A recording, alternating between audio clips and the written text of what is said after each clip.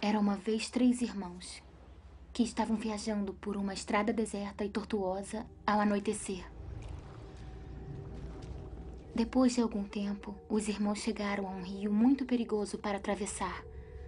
Os irmãos, porém, eram versados em magia. Os 3 irmãos simplesmente balançaram suas varinhas e fizeram uma ponte. Antes que pudessem atravessar a ponte, tiveram o caminho bloqueado por uma figura encapuzada. Era a Morte.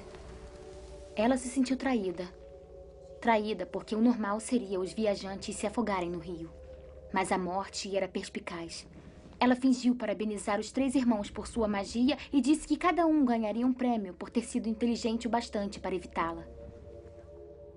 O mais velho pediu a varinha mais poderosa que existisse. E a Morte lhe deu uma varinha feita da árvore de sabugueiro.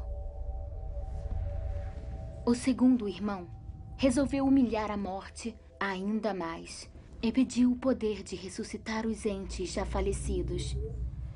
Então a Morte apanhou uma pedra da margem do rio e a entregou a ele. Finalmente, a Morte perguntou ao terceiro irmão, um homem humilde. Ele pediu algo que lhe permitisse sair daquele lugar sem ser seguido pela Morte. E a Morte, de má vontade, lhe entregou sua própria capa da invisibilidade.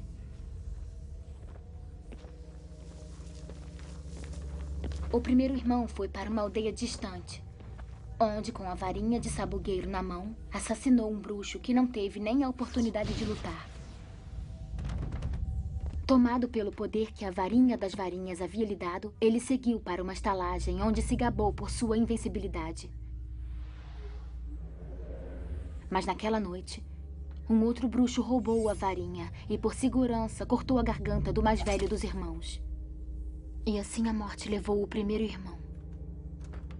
Enquanto isso, o segundo irmão viajou para casa, onde pegou a pedra e virou-a 3 vezes na mão. Para sua alegria, a moça que um dia desejara desposar antes de sua morte precoce apareceu diante dele. Contudo, ela estava triste e fria. Não pertencia mais ao mundo dos mortais.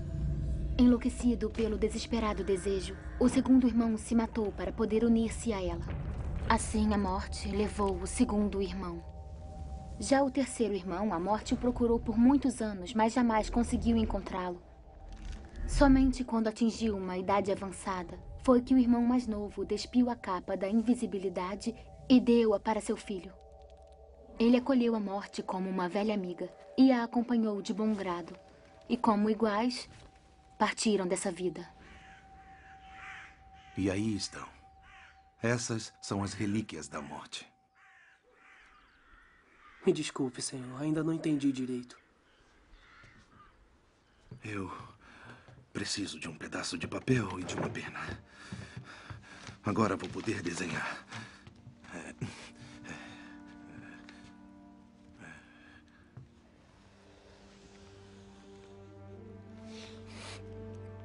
A varinha de sabugueiro. A varinha mais poderosa que existe.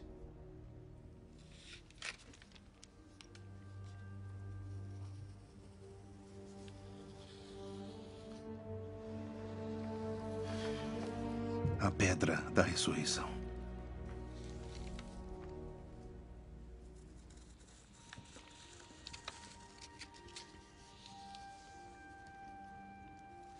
A capa da invisibilidade.